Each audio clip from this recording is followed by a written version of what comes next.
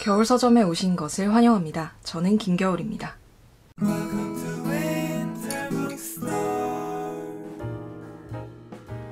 2019년 새해가 밝았습니다. 모두 새해 복 많이 받으시고요. 오늘 여러분과 함께 이야기를 나눌 책은 제목에서도 보셨겠지만 바로 리처드 도킨스의 이기적 유전자입니다. 올 것이 왔죠? 이 책 끝까지 읽어보신 분 손 한번 들어볼까요? 이 책이 참 많은 분들이 그 제목을 알고 있지만 정작 읽어보지 않으신 분들은 손이 선뜻 가지는 않는 좀 그런 책인 것 같아요. 그래서 오늘 저랑 같이 한번 살펴보면서 약간 책에 대한 허들도 낮추고 또 같이 생각해보는 시간을 가져봤으면 좋겠습니다. 그러면 이 책에 대해서 소개를 하면서 본격적인 이야기를 시작해볼게요. 일단 이기적 유전자는 1978년에 나온 책입니다. 그래서 이 책이 40주년 특별판이에요. 원래는 이런 버전들로 판매가 되고 있었는데요. 이건 30주년 기념판, 이건 이제 전면 개정판으로 이렇게 나와 있었어요. 저는 제가 고등학교 때 이기적 유전자를 처음 읽었는데요. 왜 그 서울대 권장도서 해가지고 학생부에 쓰려고 막 읽는 여러 가지 책들 중에 있지 않습니까, 이게? 그래서 저도 이기적 유전자를 처음 읽은 게 고등학생 때고 요 버전, 정확히 요 버전으로 읽었던 기억이 나요. 그때의 감상이 정확하게는 기억이 나지 않지만 저에게 뚜렷하게 남아있는 이 책의 인상은 재미없다 라는 것이었습니다. 어쨌든 저는 이 버전으로 읽었고요. 이기적 유전자라는 책이 도대체 어떤 책이길래 이렇게 30년 기념판, 전면 개정판, 심지어 이번에 40주년 기념판까지 여러 가지 버전이 나오면서 꾸준히 스테디셀러로 사랑을 받고 있는지 그 이유부터 조금 설명을 해야 될 것 같아요. 일단 리처드 도킨스 교수는 워낙 유명해서 이름을 한 번쯤은 들어보시지 않았을까 싶어요. 이 이기적 유전자뿐만이 아니라 만들어진 신, 확장된 표현형 같은 여러 가지 저서를 낸 그런 과학자이자 저술가이기도 하죠. 굉장히 센세이셔널한 책이었어요. 처음에 나왔을 때. 인간이든 동물이든 어떤 모든 생명체는 유전자를 전달하기 위한 어떤 생존 기계다라는 것이 굉장히 중요한 주장이거든요. 이런 관점이 굉장히 충격적인 관점이었기 때문에 논란의 중심, 그리고 굉장히 유명한 책이 된 것이고요. 단순히 충격적이어서 유명하고 고전이 된 책은 아니고요. 글을 잘 쓰세요. 이거는 제가 이따가 뒤에 가서 조금 더 이야기를 할 거긴 한데요. 책 자체로서의 가치도 충분히 높은 책이라고 저는 생각을 하고 있습니다. 제가 이번에 이 책을 다루기로 결정을 하면서 이 책을 다시 읽었을 것 아니에요. 이 책을 다시 읽기 전에 저에게 들었던 두 가지의 의문점이 있었습니다. 제가 어렴풋하게 기억을 하고 있는 내용은 딱 그거. 어떤 유전자 단위의 이기성을 이야기하는 책이다 까지가 제가 기억하는 이 책의 핵심적인 내용이었기 때문에 첫 번째로 들었던 의문점은 유전자 단위의 이기성 때문에 이런 일이 발생한다라는 것이 직접적으로 증명될 수 있느냐. 여기서 수많은 동물의 어떤 행동을 이야기하고 이기성과 이타성에 대해서 설명을 한다고 해도 그건 특정한 종이나 개체에 대한 설명이잖아요. 그런데 그것이 과연 유전자 단위의 이기성을 직접적으로 뒷받침할 수 있느냐는 거죠. 두 번째 의문은 리처드 도킨스가 논문을 쓰지 않은 지 굉장히 오래됐습니다. 그러니까 논문을 쓰는 학자로서의 삶보다는 대중을 상대로 한 저술가 쪽에 조금 더 중점을 두고 활동을 하고 계신 것 같아요. 그러니까 이제 제가 궁금한 것은 이 책에서 촉발된 그 수많은 비판과 논의와 그런 것들이 40년 동안 많이 발전을 해왔을 거란 말이에요. 그러면 그 논의가 어디까지 진전되었고 이 이기적 유전자의 내용은 어디까지 와 있는가라는 것이 저의 두 번째 의문이었습니다. 첫 번째 의문은 책을 읽으면 풀리는 문제죠. 근데 두 번째 의문은 책을 읽는다고 풀리는 문제는 아니에요. 그래서 이거는 이 영상에서는 다루기가 조금 힘들 것 같아요. 그래서 이 부분은 조금 양해를 해주셨으면 좋겠고, 이 측면에서 저에게 도움이 될 만한 책이나 논문 같은 걸 알고 계시면 댓글에다가 써주시면 저에게도 또 다른 분들에게도 많은 도움이 되리라 생각을 합니다. 오늘은 딱 이 책에 한정해서 이야기를 해볼게요. 그러면 책을 다 읽고 난 후의 소감부터 먼저 이야기를 해보겠습니다. 소감을 먼저 이야기를 하는 이유는 제가 이 소감을 먼저 이야기하고 그 다음에 책의 내용을 말씀드리면 여러분이 이 책의 내용을 받아들이는 데 있어서 조금 더 쉽고 편안하게 받아들이실 수 있을 것 같아서예요. 제가 이 책을 다 읽자마자 곧바로 들었던 소감은 3가지 정도가 있는데요. 첫 번째, 글을 잘 썼다. 그러니까 이게 뭐 문학적으로 잘 썼다 이런 뜻이 당연히 아니고요. 책 전체를 설계하고 구조를 설계하고 각각의 파트에 필요한 주장, 근거, 예시와 같은 필요한 말들, 그리고 첫 번째 주장에서 다음 주장으로 넘어가는 그 순서 같은 것들이 잘 조직이 되어 있다. 필요 없는 내용이 가끔 요만큼씩 그냥 본인이 하고 싶어서 하는 말이 있기는 합니다만 그런 부분을 제외하고 글을 굉장히 잘 쓴다 라는 것이 책을 읽고 든 첫 번째 소감이었고요. 소감 2번째는 첫 번째랑 이어지는 건데요. 그래서 생각보다 어렵지가 않아요. 이거 되게 사실 겁나는 책이잖아요. 막 엄청 두껍고 엄청 무시무시하게 생긴 스테디셀러 같은 느낌이 있지 않습니까? 저 역시 이번에 다시 읽으면서 약간의 읽기 전에 이거를 방송을 어떻게 만드나 막 그런 사실 고민이 좀 컸거든요. 그래서 제가 막 이런 식으로 이렇게 책의 내용을 정리를 하면서 읽었어요, 이번에. 이게 지금 보이시나요? 9페이지가 나왔거든요. 챕터별로 다 정리를 해가면서 읽었는데 생각보다 안 어렵네? 라는 느낌이 확 들었어요. 말이 뭐 이렇게 중언부언하지 않고 착착착착 내용이 전개돼요. 충분히 차근차근히 읽을 수만 있다면 생각보다 내용이 어렵지 않다. 라는 게 2번째 감상이었습니다. 그리고 3번째 소감은 이건 조금 약간 이분이 약간 영어방의 기질이 있으신 것 같아요. 그래서 그 본인의 다른 저서인 확장된 표현형에 대한 이야기를 반복적으로 하세요. 근데 그 이야기를 하는 이유는 이해가 돼요. 왜냐하면 이 책에서 충분히 설명되지 않은 부분 혹은 더 논의가 진전되어야 하는 부분들이 이제 그 확장된 표현형에 들어있기 때문에 그런 말을 계속 하는 건데요. 근데 하도 계속 확장된 표현형을 참고하라고 나오니까 딱 다 덮자마자 확장된 표현형을 이어서 읽어야 되나? 라는 생각이 들더라고요. 그게 저의 3번째 소감이었습니다. 그러면 이 정도로 약간 몸풀기를 좀 하고 이제 본격적으로 책의 내용에 대해서 들어가 볼 건데요. 제가 이 내용을 물론 9페이지로 정리를 했지만 이걸 다 얘기할 수는 없어요. 아시죠? 그래서 저는 이 전체 내용을 전달을 하는 것이 아니라 이 책 전체의 핵심적인 구조를 중심으로 여러분이 책의 얼개를 파악하실 수 있도록 전달을 해드릴 거예요. 자, 그럼 여러분 이제 마음의 준비를 조금 하시고 책의 내용으로 들어가 보도록 하겠습니다.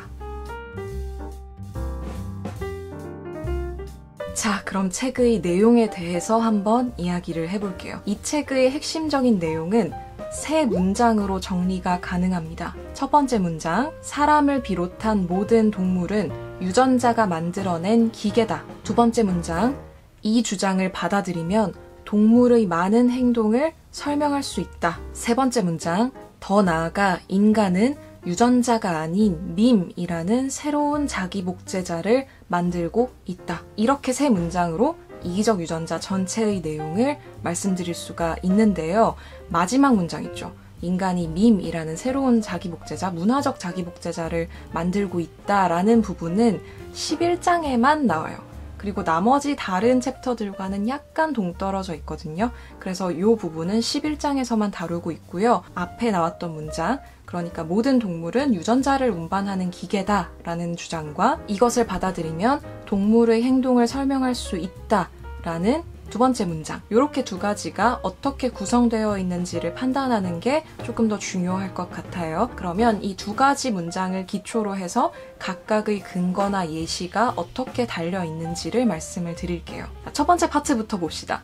사람을 비롯한 모든 동물은 유전자가 만들어낸 생존 기계다 라는 문장은 실제로 이 책의 47페이지에 나오는 문장이고 저자 본인이 핵심 주장 중에 하나다 라고 이야기를 하고 있는 문장입니다. 그러면 이 주장에 대해서 근거를 제시해야 되잖아요. 1장, 2장, 3장에 제시를 하고 있는데 크게 2가지 근거로 볼 수 있습니다. 자, 근거 첫 번째, 유전자는 수백만 년 동안 생존해온 가장 작은 단위다. 한 개의 유전자는 수많은 개체의 몸을 거쳐서 생존하는 단위다 라는 것입니다.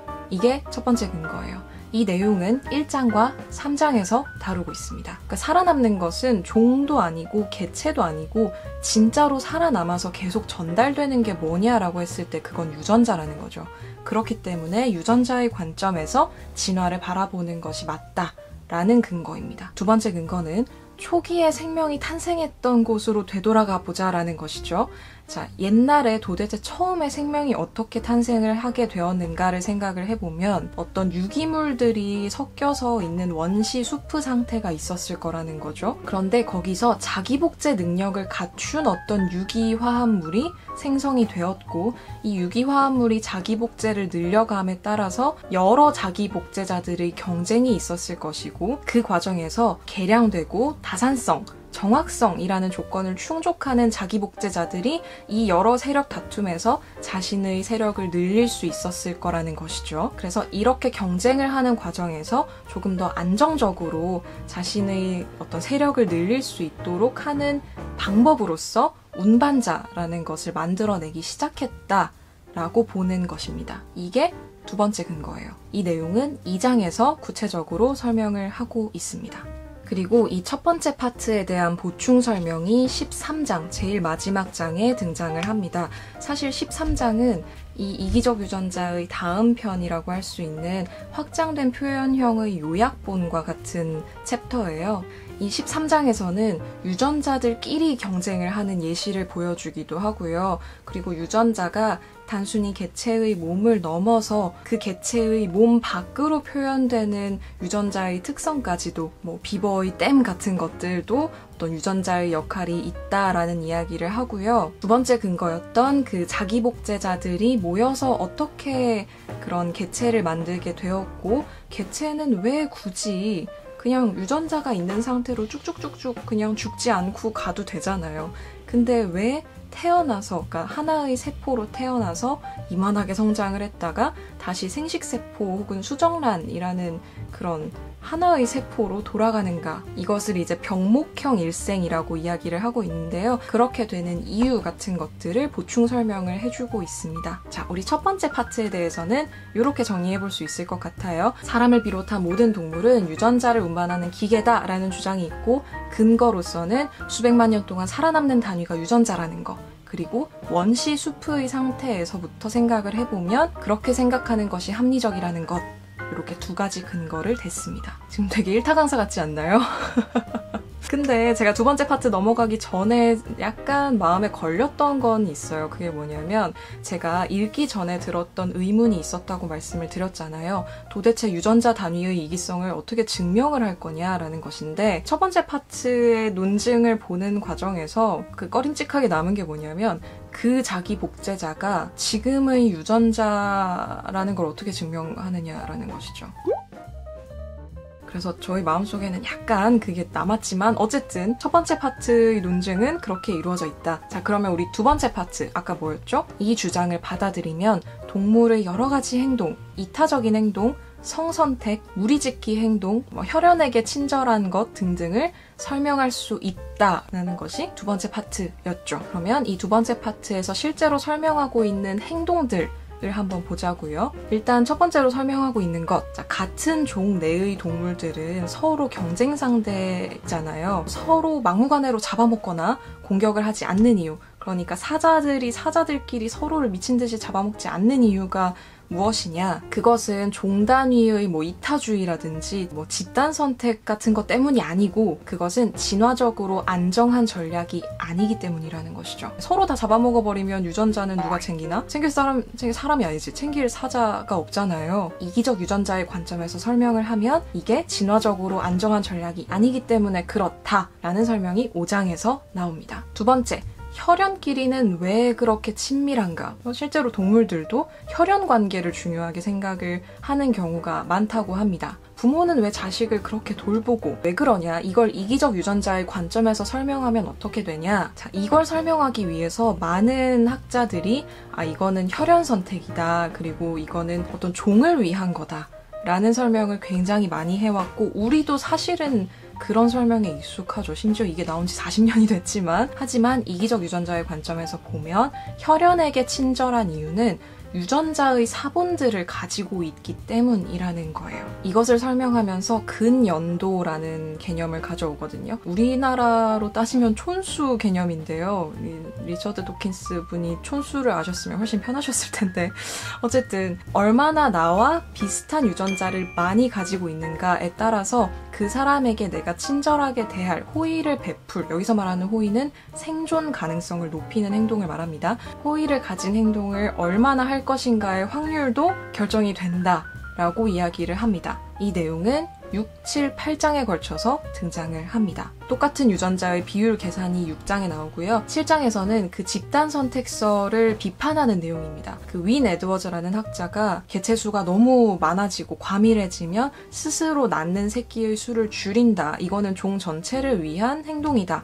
라고 설명을 하는데 이것을 리처드 도킨스는 이기적 유전자의 관점에서도 똑같이 행동을 설명할 수 있고 이 집단 선택설의 문제는 이 집단의 범위를 정하는 게 사실상 불가능하다라는 것이다 라는 식으로 이제 비판을 해요. 이게 7장에 등장을 합니다. 이기적 유전자의 관점에서 보면 새끼를 덜 낳는 이유는 새끼를 많이 낳았을 때 경쟁 상대가 이미 엄청 많잖아요. 과밀하니까. 그 모든 자식들이 다 살아남으리란 보장이 없는 거죠. 자원이 부족하니까. 그래서 유전자를 실제로 전달할 수 있는 가능성도 줄어들기 때문에 유전자의 전달 가능성을 높이기 위해서 본인이 낳는 자손의 수를 줄인다는 거예요. 이런 식으로 이제 설명을 하고 있고요. 8장에서는 부모 자식 간 또 형제 자매 간의 어떤 경쟁, 갈등 같은 것에 대해서 이야기를 합니다. 자기 자신의 유전자는 자기한텐 100%잖아요. 근데 부모한테는 50이고 형제 자매한테도 50이란 말이에요. 양육 투자라는 개념이 나오는데 그 한정된 자원으로 이게 이루어져야 되잖아요. 양육이. 그 과정에서 어떤 갈등 같은 게 벌어지게 된다라는 내용을 8장에서 다루고 있습니다. 그래서 정리하면 6, 7, 8장에서는 혈연 간의 관계 를 두고 이기적 유전자로 바라본 동물의 행동을 이야기를 하고 있습니다. 자, 세 번째 행동 설명은 성선택에 대한 설명이에요. 성선택 역시 이기적 유전자의 관점에서 설명할 수 있다라는 내용이겠죠, 보나마나. 이를테면 그런 동물들이 있잖아요. 아주 소수의 수컷만이 여러 암컷과 번식을 하는 그런 집단의 경우에는 성비가 유지되는 이유를 설명하기가 조금 어렵다라고 리처드 도킨스는 말합니다. 이기적 유전자의 관점에서 보면 이 성비가 유지되는 이유도 설명이 가능하다라고 이야기를 합니다. 남길 수 있는 유전자의 수를 생각을 했을 때 선택압이 작용을 하기 때문에 성비가 유지된다. 이런 식으로 이제 설명을 하고요.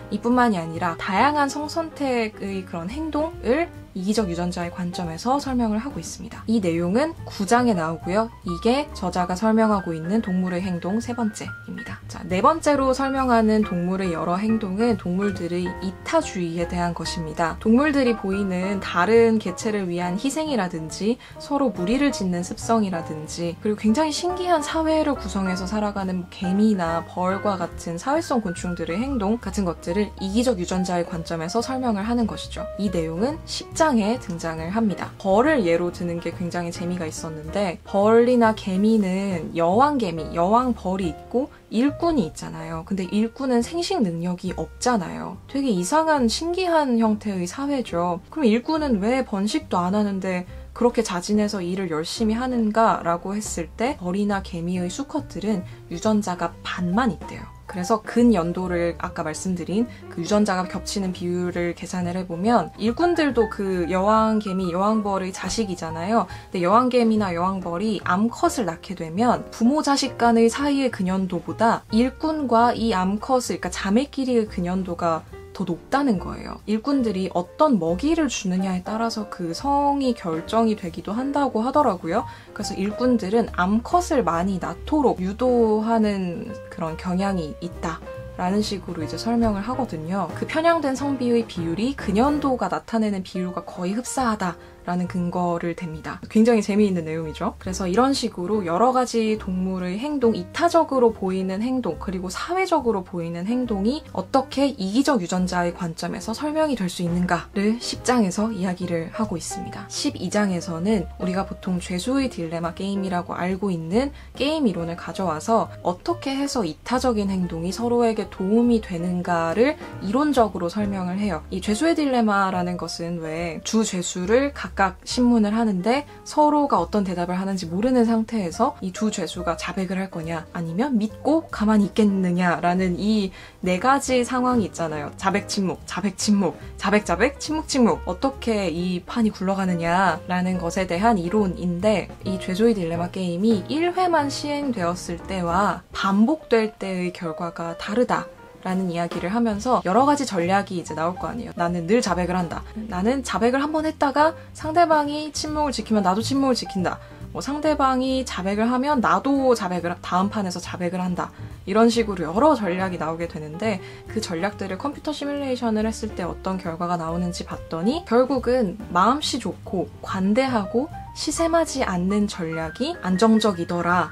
라는 이야기를 통해서 왜 동물들 사이에서 이타주의라는 것이 발생을 하게 되었는지를 설명을 하고 있습니다. 이 내용은 12장에서 다루고 있습니다. 이 12장뿐만이 아니라 이런 식으로 모델을 가지고 설명을 하는 내용이 여러 번 반복이 돼요. 5장에서도 이 게임 이론에 대해서 이야기를 하고 있고 아까 말씀드린 진화적으로 안정한 전략이라는 걸 설명하면서도 이런 식의 시뮬레이션 같은 것을 설명을 하는데요. 내용이 그렇게 어렵지 않아서 차근차근 쫓아가면 됩니다. 이렇게 서두르지 않기만 하면 이해를 할 수 있도록 썼어요. 그래서 네 번째로 이타주의에 대해서도 그런 식의 설명을 하고 있습니다. 자, 두 번째 파트, 동물의 여러 행동을 이기적 유전자의 관점에서 설명할 수 있다에 대한 여러 가지 근거와 어떤 행동과 그 예시들이 이런 식으로 구성이 되어 있습니다. 자, 책 전체가 조금 얼개가 눈에 들어오시나요? 요 정도가 잡혀 있으면 이제 이 책 읽는데 아무런 문제가 없습니다. 이 전체 얼개를 아는 상태에서 책을 읽는 거랑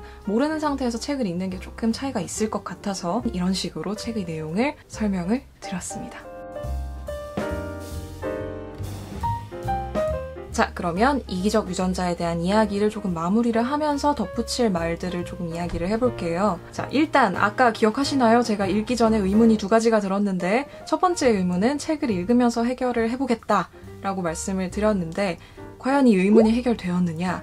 그렇게까지 완전히 해결되었다고 느끼진 않습니다. 유전자에서 이 배 발생이라 그러죠. 실제 이게 발생을 하는 과정이 완벽하게 밝혀졌다거나 그 원시 수프에서의 자기복제자가 유전자로 이어졌다라는 것에 대한 증명이 있었으면 저는 확실하게 받아들일 수 있었을 것 같아요. 근데 이 책의 설명만으로는 저는 조금 부족하다라고 느낀 게 사실입니다. 완전히 받아들이지 않은 건 아니고요. 아, 이렇게 됐을 수 있겠구나 라는 정도의 힌트를 얻기는 했어요. 그리고 여러 그런 행동을 유전자 관점에서 이렇게 명쾌하게 설명을 할 수 있다는 점도 상당히 흥미로웠기 때문에 첫 번째 의문에 대한 해결은 제가 느끼기로는 한 60% 정도 됐다라고 말씀을 드릴 수 있을 것 같습니다. 근데 그 의문이 해결이 되지 않았다고 이 책이 가치가 없는 건 아니니까요. 그건 제 의문이었기 때문에. 그래서 말씀을 드리자면 이 책을 읽음으로써 얻을 수 있는 것이 무엇이냐라고 한다면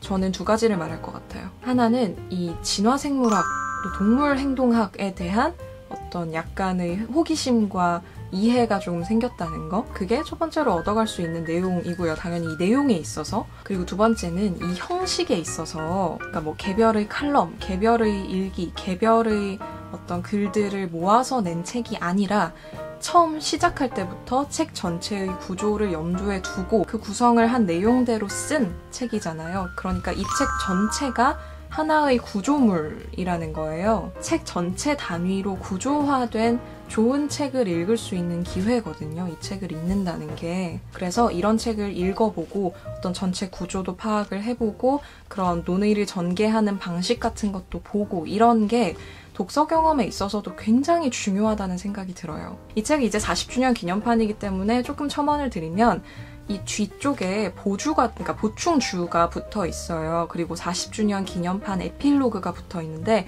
이 부분은 저는 반드시 읽어야 된다고 생각을 합니다. 왜냐하면 제가 앞서 말씀드렸던 그 처음에 들었던 의문 두 번째, 40년의 세월이 흘렀는데 도대체 그 사이에 이게 어디까지 왔는가라는 것에 대해서 약간의 힌트를 제공을 받을 수 있고요. 보주 부분에서 자신의 의견을 철회하거나 수정하는 부분들도 있어요. 그래서 보주까지 읽어야 완전한 독서가 된다고 생각을 합니다. 그리고 뭐 번역에 대한 이야기가 참 많은데요. 저는 읽는데 거슬릴 정도는 아니었다고 생각을 해요. 그래서 이 책의 평을 찾아보면 막 번역에 대한 불만이 굉장히 많은데요. 저는 그 정도는 아니라고 생각을 하게 됐습니다. 이번에 다시 읽으면서. 읽고 나니까 확실히 리처드 도킨스의 다른 책들도 조금 더 읽어봐야 되겠다는 생각이 들어요. 저는 뭐 스캡틱에서 가끔 글을 읽거나 아니면 뭐 만들어진 신 정도는 봤는데요. 확장된 표현형을 하도 영업을 하셔서 이거 한번 봐야 되나 뭐 그런 생각이 드네요. 이번 영상을 통해서 여러분도 한번 도전해보는 기회를 가지시면 어떨까라는 조심스러운 권유의 말씀을 드려봅니다. 그리고 혹시 이제 진화생물학의 논의를 잘 요약해둔 책이나 뭐 반대되는 그런 관점의 책들이 있잖아요. 뭐 에드워드 윌슨의 책이라든지 그런 쪽의 책들도 추천해주실 책이 있다면 저에게 추천을 댓글로 해주시면 감사하겠습니다. 오늘 영상은 여기까지 하도록 하겠습니다. 찍으면서도 힘드네요. 오늘도 와주셔서 감사하고요. 이 영상이 조금 도움이 되셨기를 바랍니다. 구독, 좋아요 아시죠? 다음 영상에서 뵙도록 하겠습니다. 또 오세요.